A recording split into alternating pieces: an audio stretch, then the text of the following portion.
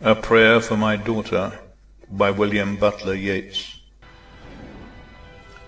Once more the storm is howling, and half hid under the cradle hood and cover lid, my child sleeps on.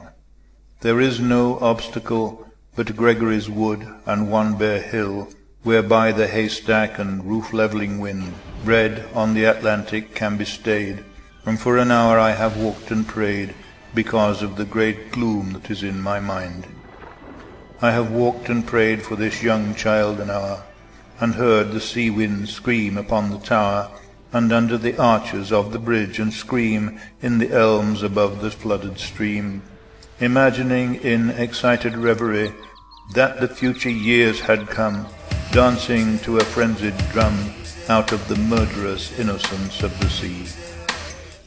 May she be granted beauty, and yet not beauty to make a stranger's eye distraught, or hers before a looking-glass, or such, being made beautiful overmuch, consider beauty a sufficient end, lose natural kindness, and maybe the heart-revealing intimacy that chooses right and never find a friend.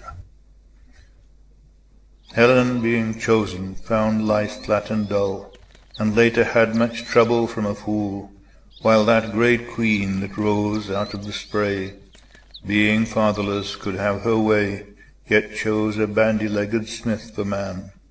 It's certain that fine women eat a crazy salad with their meat, whereby the horn of plenty is undone. In courtesy I'd have her chiefly learned.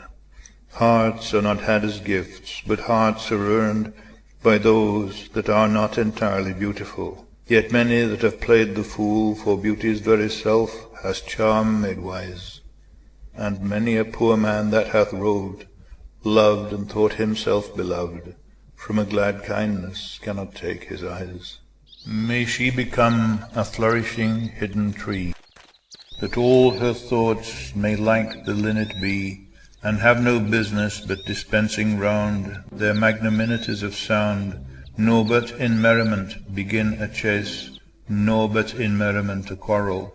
O may she live like some green laurel, rooted in one dear perpetual place. My mind, because the minds that I have loved, the sort of beauty that I have approved, prosper but little, has dried up of late, yet knows that to be choked with hate may well be of all evil chances chief. If there is no hatred in a mind, assault and battery of the wind can never tear the linnet from the leaf. An intellectual hatred is the worst, so let her think opinions are accursed.